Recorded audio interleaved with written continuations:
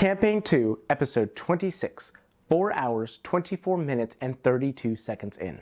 That is the exact moment when Molly Mock Tea Leaf would take their final actions and he would die. It was a moment that defined the entire campaign, a campaign which millions would watch and love. Critical Role has this way of sticking in our heads and creating this amazing story, and Campaign 2 had a special feeling to it. It felt like it had so much emotion packed into it, so many incredible moments, and so much to love. But I truly think most of that would not have taken the form that it did without the death of Molly Mock Tea Leaf. I want to talk about Taliesin Jaffe and how he crafted a character who was so easy to hate and love, and why the death of this character in what was relatively a very early on moment in the campaign would define the entire course. It would define hundreds of episodes because of one character who chose to make a difference. Let's talk about it. I'm your god. Long may I reign. Ultimately, Molly Mock was a character that ended up rubbing me the wrong way the first time I started watching Critical Role. And I think that was intentional. As Taliesin himself said in interviews, Molly was a character who was meant to be charming, but not charming. Somebody who just didn't give a shit, and didn't care that other people didn't give a shit about his not giving a shit. The point was, Molly was meant to just be who he wanted to be. And who he wanted to be, well, he wasn't sure. He was figuring it out, and he was okay with that. And as this character started to interact with the rest of the ones at the party, it was very clear that he was sticking out like a sore thumb. But that wasn't unusual. In fact, that was exactly what Molly intended to do. Molly had tattoos all over their body. They stood out like a sore thumb. They wore ostentatious clothing. And why did he do all that? Because he wanted to stick out. As Taliesin has stated many times, when making Molly Mock, the intention really was for a type of character who would be able to look at you, see how you react to them, and know everything about you. I wanted a character that was charming but not charming. There's a wonderful thing about characters who are comfortable with people making assumptions about them. And it's a great superpower, and I have friends who use it all the time, is instantly you can take one look at somebody and instantly know they know one thing about you, and you take one look at them and instantly you know everything about them.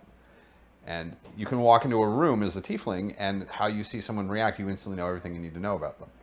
And it's very useful, and it's a great instant litmus test to figuring out who you're going to be reacting to, how you're going to be reacting to these people. And it's fun for a traveling character like that to just have this nice instant filter for the world where like there's like 80% of people I don't need to talk to, and that's so nice. Molly purposely stood out like a sore thumb to see who would make assumptions about him, and those would be people he didn't want to interact with. And I think he did that perfectly. I think Taliesin really nailed that type of character, but it was exactly that attitude that would ultimately lead to Molly's demise being so incredibly impactful. Because despite Molly having amnesia, despite Molly not having a backstory, everybody else at the table felt they knew him, even when he didn't fully know himself, because he was so unabashedly himself. He lied all the time, but that was okay. He was a liar. He constantly caused problems, but that was because he was a problem. I have a vial of acid. That'll do.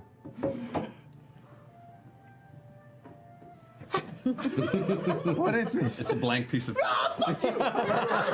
He didn't have a problem with who he was, his faults and everything. He loved everything about him and loved exploring who he was. Honestly, I think it was his very genuine ability to be okay not being genuine that caused everybody to love him and feel so close to him. He constantly butted heads with everybody in the party. He constantly conflicted with Bo, and yet Bo seemed to be one of the most impacted by his death, because despite the fact that he was a total asshole, Bo respected that he was an asshole. Bo wished that she could be an asshole as freely as he was. And that's what caused everybody to care so much about his death.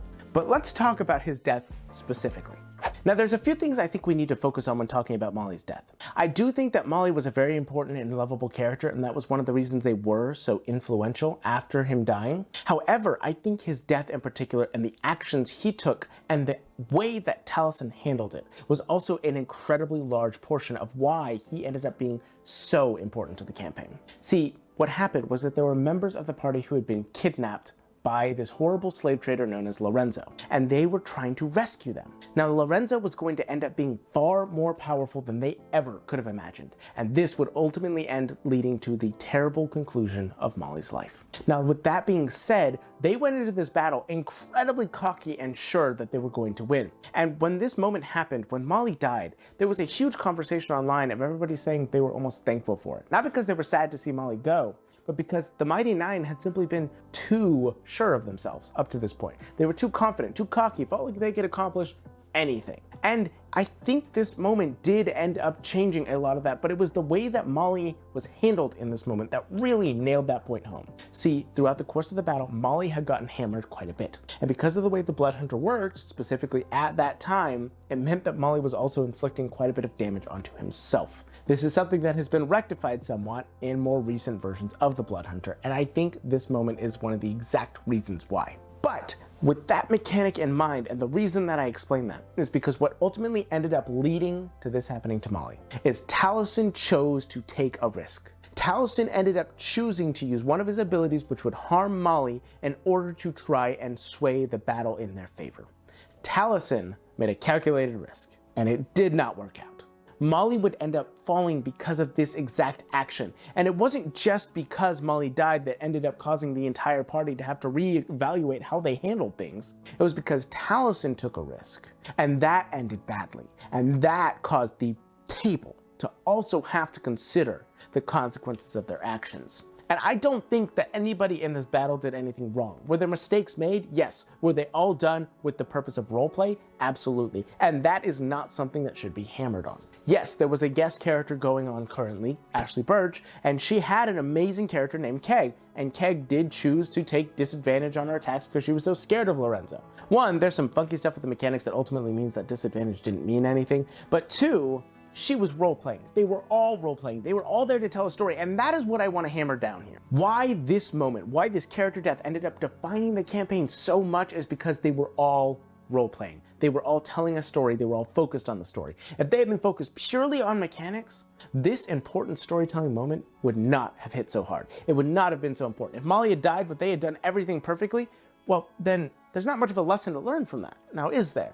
But there was one because everybody was role-playing and playing as their characters and being cocky and attempting to do this and realizing they were wrong. They were outplayed. And that really caused the characters themselves to start to develop and grow. But it's Molly's last action that I think spoke the largest. Specifically, Taliesin knew he had made a mistake. Taliesin knew Molly had fallen and where this was going. You can see it dawning on his face in the moments. It was genuinely heartbreaking to watch. And as Matt asks for Molly's last words, he gives none. Instead, he simply says, Molly, you have a brief moment as the consciousness in life leaves you. What are your last words? With blood. Oh, God.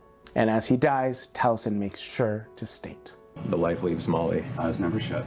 that is a powerful moment that defines a campaign. Because Taliesin realized his character was going to die and chose to make that an important moment for the character. Not to take this moment of just absolute grief to just try and save their character.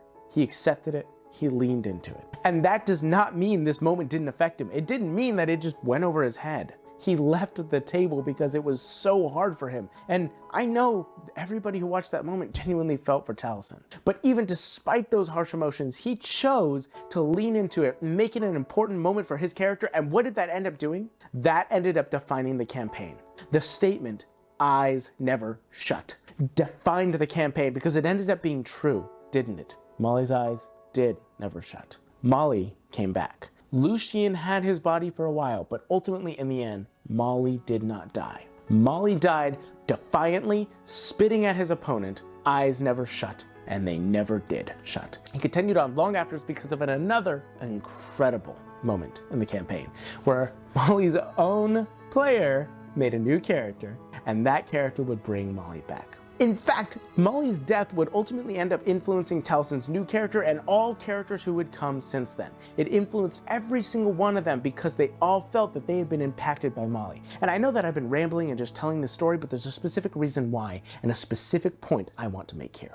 Molly's death was leaned into, and what that ended up doing is it ended up causing every single person to continue on his story. Bo's actions would be influenced by Molly from that point forward. Not would choose to try to improve herself because Molly would have done so. Not continue to try and learn not to steal things because Molly told her, don't steal from good people.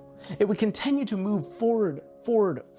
Every single person would continue to learn more because Molly chose to act as they did, and Taliesin chose to act as they did. And that's the important part. Taliesin made the decision to continue forward with the character, to continue pushing it forward, and it influenced everybody afterwards. So ultimately, what's the lesson to be learned from this? Your character's story doesn't end when they die, unless you let it. A character has impact, it has emotions that come with them, and their actions had consequences. And if they die, they can continue to influence the campaign. Their story can still be told, so long as everybody had that genuine care for the character in the first place. And that is what I think Taliesin did. Taliesin was so genuine with his character, so honest. Despite the fact that they were a liar, a charlatan, a cheat, everybody knew who they were. Everybody knew who Molly was and how amazing he was. And that really nailed down how everybody felt about Molly. And because of that, because of the way Taliesin played them, because Taliesin made sure Molly tried to always leave a place better than they found it, it meant that everybody cared about Molly. And when Molly died, Molly's story continued. And in the most incredible, random, and D&D way possible, his story would ultimately pick up later on from Taliesin's own character bringing him back. And I think Molly's story is an amazing one that we can all learn from. This video wouldn't be possible without the incredible Beautiful Bastards over on our Patreon. I'd like to give an additional very personal thank you to the Divine Bastards Big D the Cool Guy, BKBW, Clark Smith, Diet Blue, Duplicolor, Manifestoring, Rocky, Sassy Cat Productions, Sorit, Supreme Court, Talia Martin, Tin Eye, Void Mystic, Volpe Nico, and Zombies Were People Too. We wouldn't be able to do what we do without you guys, and you mean the absolute world to us. Keep being beautiful, keep being amazing, and as always, make the world your own.